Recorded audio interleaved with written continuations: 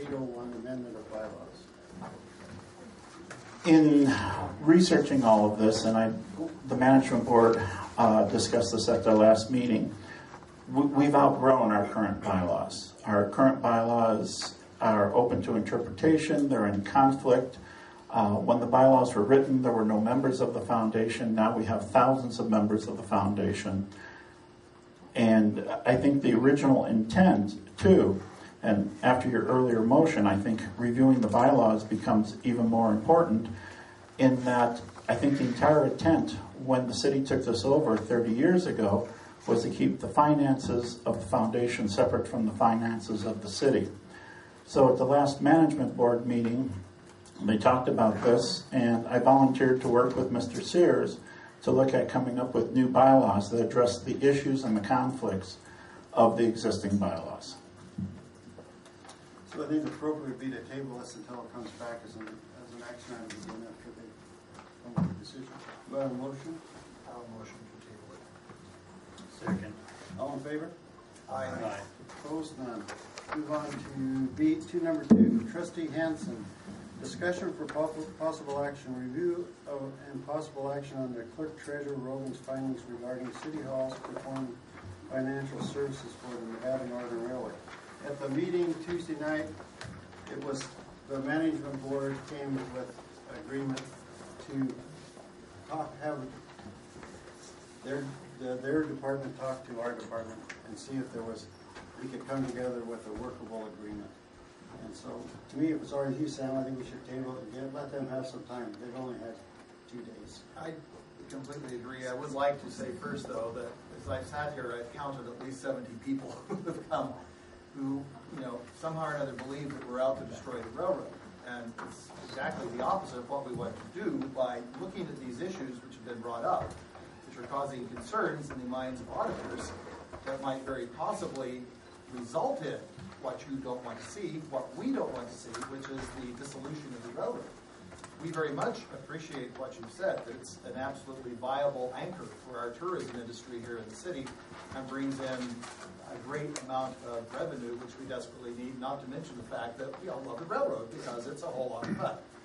That's why we have taken these actions. We're concerned with what the auditors have brought up that could possibly signal something that is going to cause this thing to, pardon the metaphor, go off the tracks. So that's what our concern is. We are not out to destroy the railroad. We want to do what is best for the railroad, and if issues have been brought up concerning its finances and its viability in the future, that's what we are looking at doing. I think that the motion to table this at this time and let the two groups work together to find solutions to these problems, which will ensure the viability of the railroad, is very appropriate.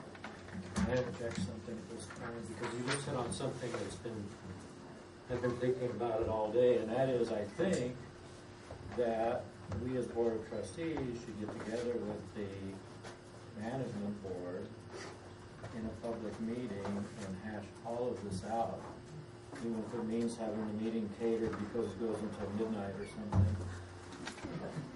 Because it's, in the interest of continuing what we as the City Council has been doing lately, we've been making progress.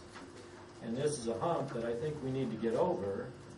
And I think we need to have a combined meeting of everybody, bring everything out in the open, and probably all of these things, I would like to table them and pending that meeting having been accomplished.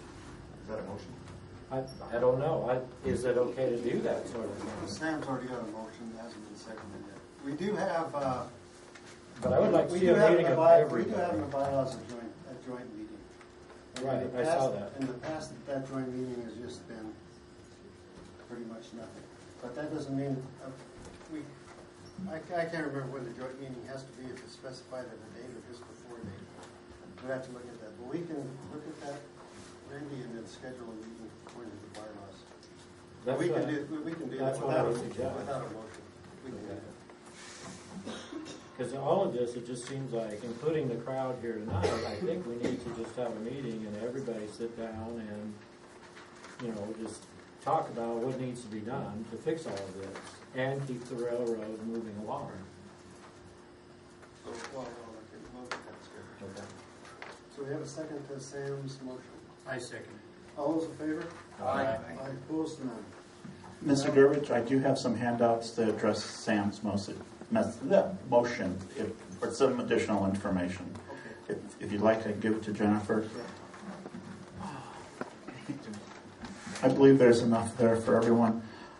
Basically, it's an overview of our finances over the course of the past 12 years. And also on that particular audit finding, what I did is, well, I'm just going to hit the highlights here. Since 2002, the foundation's brought in $14,458,122. We spent $12,158,894. That leaves us to the good to $2,299,225. So the immediate question comes out is, well, if you guys raised and had extra $2 million, how come you're in debt? Well, that money was invested in the locomotives, it was invested in the track, it was invested in the buildings. And there's also a nice little chart there that shows you it over the course of years. The audit finding was segregation of duties. The foundation's internal control process lacked a complete... Mark, you're really off the agenda. Oh, okay. Well... You pass out the papers and we'll have to... Okay. Well, just quickly bear with me. I contacted the auditors. We came up with... Still... Okay. Okay, we got it. All right. Thank you. Sorry. That's okay. It's going to hum. There we go.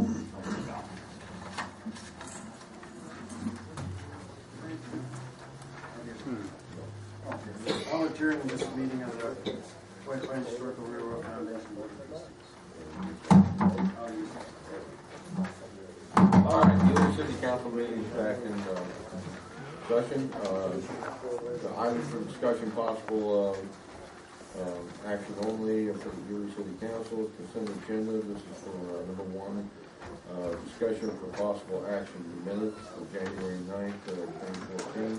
And number two, discussion possible action for the paying bills for January 7th, 2014 and January 16th, 2014. Any discussion on the minutes or anything like that? I move to approve the consent agenda item paying the bills and approving the minutes. Second. All in favor, say aye. Aye. Opposed? Okay, we'll go on to D, old business. Councilman Soderstrom, discussion possible action, review of all receipts and loan paperwork for possible approval of expenditures that comprise White Pine Historical Railroad Foundation 255, no payable to Mark and Joan Bassett for the amount $72,392.22. We table that on the... Yeah, I'm going to move that we table this until the next meeting. Give us a chance to go over these before we approve them. Second. All in favor, say aye. Aye. Opposed? Number two, Councilman Soderstrom, discussion possible action, consideration and discussion to create a payment schedule to pay off White Pine Historical Railroad Foundation, amount 255, no payable to Mark and Joan Bassett, in the amount of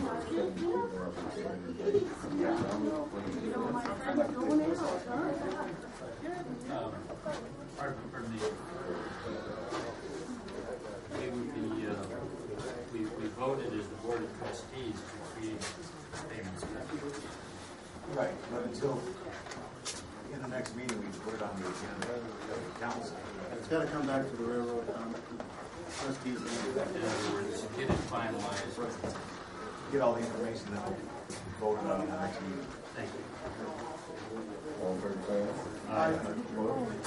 Okay, number three, Councilman Westland, discussion possible action, consideration of parallel lines of studios and proposal for professional services leading to remodeling of the portion of the city hall as an area of city visiting public meetings and or any other proposals for the permanent meeting area of city meetings.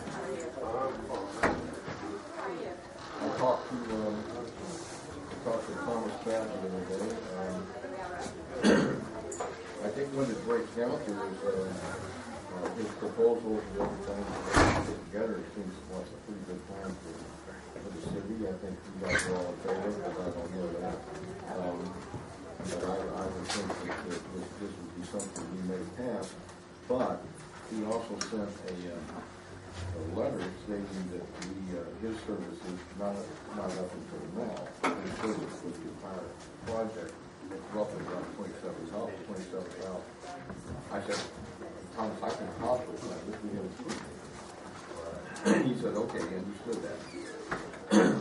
My only problem with the whole thing, because I think even his last proposal was probably costing the city in excess of $250,000, if anybody remembers the exact figure, to remodel just that Bay Area and get it all ready for city council meeting. It all seems proper and all that, but the big question is where are we going to get that funding? Well, we can approve the thing and he wants to get it started next week sometime. Well, that's fine, but we don't have money right now for it. Yeah. The second part of this is any other proposals.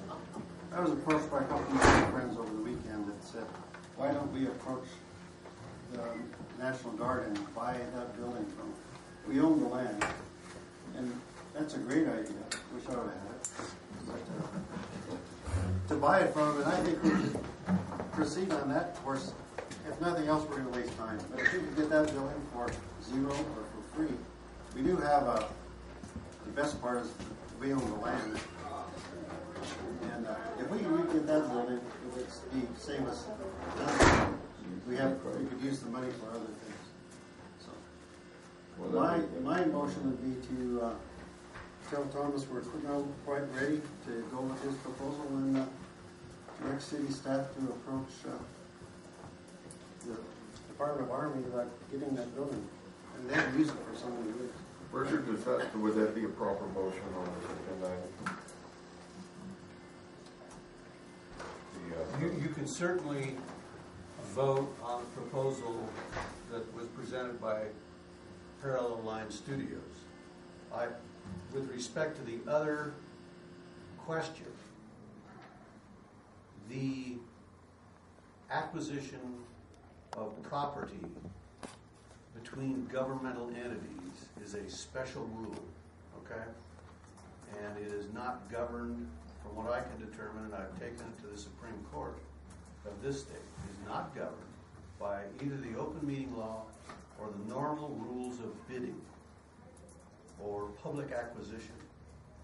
So if the mayor, for example, who has charge of public assets, were to find an individual who has some influence with the National Guard and Senator Reid to talk to him about making an exchange or a trade or a purchase of that governmental building, you can do that without doing it in an open meeting other than approving the acquisition. If you or someone approached the senator or the last time we had action on that building, Mrs. Donna Bath was kind enough to approach Senator Reid and frankly made miracles happen. And if someone could perhaps go talk to Mrs. Bath again on behalf of the city and see if you could accomplish another miracle, you don't have to vote on that, okay? It's not a matter for the city council unless it comes to the city council for approval because you've been able to make some sort of agreement. So it doesn't need to be voted on here. It's something that you have the legal authority to do on your own. And so you don't need to address it. You don't need to talk about it. You just need to specifically address 3, which would be whether or not you want to accept that proposal. I can't change my motion. I move we decline the proposal. I will second that. Any other discussion? All in favor, say aye. Aye. Opposed? No, I think we should simply leave the option open with him, tell him we're just, I would have voted to table it until we have time to investigate other options. But I presume he could keep that open for us if we wanted to come back to it. You may anyway, so. Okay, that's 4-1, and Yes. I will talk to some people about that. I'll get working on that. Okay, with that, where we at here? C, number 1.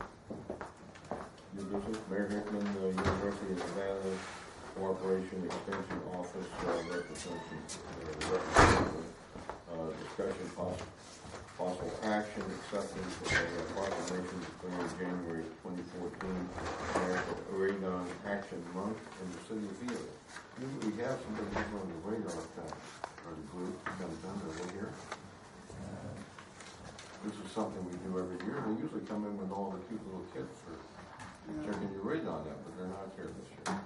So it's just radon is a lot of you know is kind of a silent killer that can't go up under the house. I don't know how. It's kind of like it's almost like a natural gas that comes up to your house, and it's even more undetectable than that. And it's just a proclamation to accept it as January 2014 the National Radon Action. I move. Second. All in favor, say aye. Aye. Opposed? Thank you.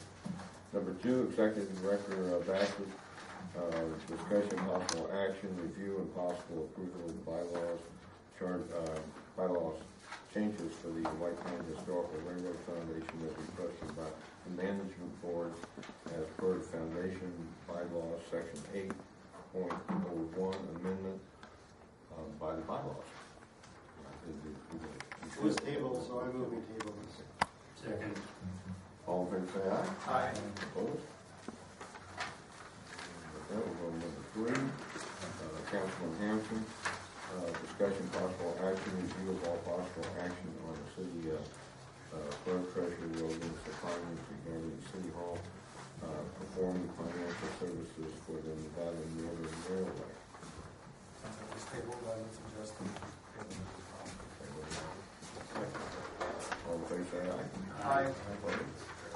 4, Councilman Durley, discussion possible action, consideration to direct the city engineer to complete engineering of the bid proposals for the water filling station at the golf course well. We talked about this quite a while ago, and then we found out that we built a well in Canada. So, I think that's all done now, isn't it, Rick? Well, we're in the process of doing the documents. So, I would like to I would like to get the engineer get these drawings up and out to bid, so when spring comes and people want us to turn on the fire hydrants, we can send them to our filling station. So we'll have enough land with what the county gave us to have the water trucks get off the road and fill up and come back on. Second. All in favor, say aye. Aye. Opposed? Very good. And with that, number 8, agenda items for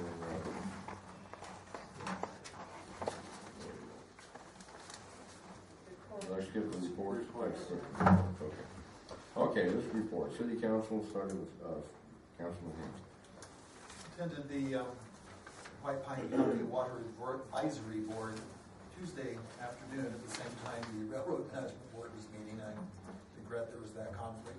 There is not anything terribly significant at this point in time that we want to discuss. There are some applications that are moving forward to create more mines in the area and divert water, particularly up by the Fallen Mountain Mine, which is on the road to Ruby Lake. But that's about the only major activity that's happening. That water would be diverted, would be used at the mine site itself. So it has absolutely very little potential impact to the city of Ely itself. Okay. Mark? Yeah, attended the groundbreaking of the Pan Mine Midway Gold project. It was a very nice ceremony, and that's going to be a very welcome addition to this community in White Pine County. I think they're here for the long haul. Obviously, our actions toward helping the railroad have created quite a stir. I'd like to read this letter into the record, just to clear up some facts. And I think the letter is self-explanatory. You all have a copy, and you can study it. If anybody has any questions about this, you're welcome to come talk with me at this time. There is a letter that is circulating through our community. It is unsigned. but its message is virtually the same as that presented by Mark Bassett in his September 2012 report to the Ely City Council. To paraphrase, Mark Bassett, as Chief Mechanical Officer of the railroad, screwed up and ordered the wrong crown brass for '93, and it cost the railroad $400,000, etc., etc. I think it is time for me to set the record straight, and toward that end, I present these facts. Mark Bassett hired me in May 2006 as his 5th Chief Mechanical Officer, preceded by Lance Hunt, fired by Mark. Don Hepler quit, Jack Anderson died, Dave Greiner quit. I worked for 2 years to keep his railroad running. Steamers, diesels, cars, track, bridges, the whole thing. And under strict federal regulations, work is not the right word. I slaved an average of 60, sometimes 80 hours per week for 2 years to satisfy Mark's demand for steam. Just ask anyone who has ever worked on our railroad. The conditions were and still are brutal. But we kept it going. As I recollect, Mark even called me the wizard of the shop a time or two. The crack in an axle of '93 caused a crown brass, that's a driving axle bearing, to overheat in the summer of 2007, and I set out to fix it. Using my best engineering experience, I ordered axle steel for 1 axle, 4 crown brasses, 2 for the new axle and 2 spares. 8 are required for the entire locomotive.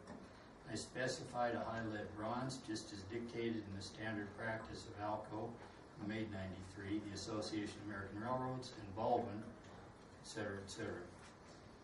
I got to see those 4 brasses when they were delivered from the foundry, but I never got to machine or fit them. In March 2008, Mark Bassett placed Mike Manmuller of the Heber Valley Railroad in charge of rebuilding '93. I personally loaded those 4 castings on the truck, along with the rest of '93's running gear for shipment to a shop in Salt Lake City, and never saw them again. During the early winter of 2007, I was also working on 40. Its lead truck had collapsed and needed a complete rebuild. This was a major project which was finished just in time for 40 to be the star of our first photo shoot of 2008. The discovery of the cracked axle on '93 had prompted the management board to check all the other axles on '93 and 40 for cracks. Terry Gust, a respected board member, arranged for that inspection, despite my warnings that revelation of any cracks would condemn the locomotive per federal regulation. Now please do not misunderstand me. Mr. Gust's decision to test the axles was the prudent choice, but that testing, performed by a licensed certified inspector in February of 2008, identified another cracked axle on '93 and 2 cracked axles on 40. A visual inspection confirmed the results of the ultrasonic inspection. 2 of 40's drive axles are condemned, and sadly, no amount of rhetoric can change that. The purpose of this letter is to illustrate that I had no control over what was done during the rebuilding in '93, and therefore cannot accept blame for its subsequent failings. I ordered 4 crown brasses that complied with standard railroad specifications. I was fired May 17, 2008, before I got to do anything with them.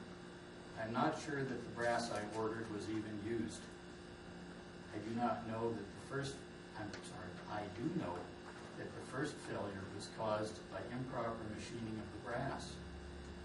On March 13, 2009, I spoke with Gary North, a contractor for the railroad, and he showed me the failed brasses. There was no evidence of flaws in the castings, another story that had been circulated, but there was a glaring error in how the brasses had been machined. Lubrication channels called grease screws that carry grease to the central load-bearing area of the bearing were never cut. Without these grooves, the bearings were doomed to fail, and in fact their appearance was a textbook example of failure due to lack of lubrication. Subsequently, new crown brass was ordered in a different metal, and apparently the same mistake was repeated. The drivers had to be dropped yet again, and grease screws finally on the 3rd job cut correctly. I personally am very fortunate to have a respectable reputation among many experts in the steam tourist railroad industry. Statements made by people who are ignorant of the subject will not cost me the respect I have earned during my career. But it is very alarming to realize that the leaders of our community and railroad can be swayed by such statements. It is even more alarming to realize in the game of steam railroading, even seemingly minor mistakes in judgment can be so costly in both dollars and even human life. Perhaps it is time to take a more pragmatic approach and listen, not so much to the few noisemakers, but to the professionals as we plan how to keep our railroad running. Thank you for letting me share these facts with you. As a PS, all of the above can be verified by reference to meeting minutes, published articles, personal notes, receipts, photographs, etc., and most importantly, by the words of people who were there and saw it all happen. Thank you very much.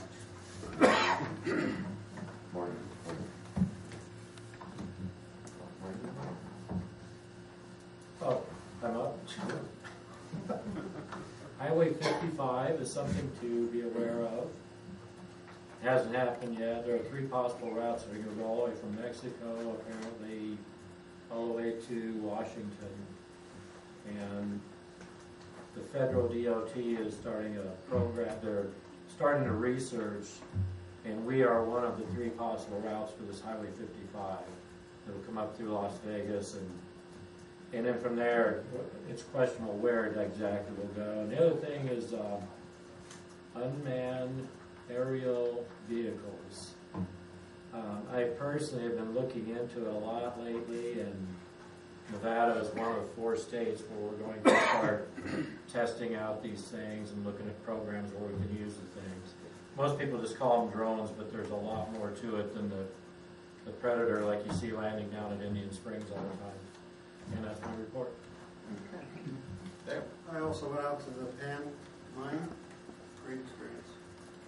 Are you going to bring it up or in your report? Or And what? also, we were going, and the mayor drove by. He kept going. Bruce tried to catch him. He was going way too fast and was waving and honking at the mayor. He just waved. So the mayor went somewhere. I don't know if he's talking to me again. Finally turned around and came back. He never made it. The mayor goes. Couldn't find it. Couldn't find it? I went to the dinner. What else you got? That's all I got. Oh, okay. Well, to be fair, Mayor, I know somebody that was considering going to work out there, and the first thing he said, well, they should have put a bigger sign and out closer to the highway. Yeah, that was my point too. It was all those orange flags that. I avoided them. And all the Put it vehicles. construction. Yeah, I also went to Yeah. the groundbreaking. But, my main concern is the rumors that are being spread about the city council. It's just unbelievable. Basically the CPAs came up with some red flags, and we're answering the questions and trying to fix the problem. That's it. It has nothing to do with, I don't have a grudge against the railroad. I love the railroad. I don't want to see it stop. But I do want to see the red flags that the CPA brought up fixed. And that's it. Okay. All right. Speaking of that PAM project, I did go to the dinner and I found the postal ballot. That's because they had free food and drink. Free food and drink there. Yeah. So I did, had Mike Costa with me. I can't believe he didn't see his ugly I face waving out the I window. saw your truck. I thought you were like some kind of You star. were scared, weren't you? You saw him take off in the hills, didn't you? Okay. I approved the Ely Rotary Club's request for a 24-hour liquor license in connection with their pre-registration for their annual ice fishing derby at the Bristol Convention Center on January 24th. I'll give a brief thing of what's happening with the Armory. I signed they wanted some additional paperwork. What was they wanted the same paperwork, but they wanted 3 copies, all with original signatures. So Jennifer Lee called me up and she printed out a couple more copies along with the one she had. I went down and signed them and she got them off to them right away. something about Jennifer, didn't she say the key was in the mail or something? No, it won't be in the mail until everything is signed on their end. And So- you sent it so FedEx she- overnight, I think, Yeah, I sent it overnight, so they're rushing it, so. Yeah. So it's in a rush now. So, you know, kind of like Patton going across to Europe. You And made it. we have instructed the girls, I talked to Amy today about the chairs.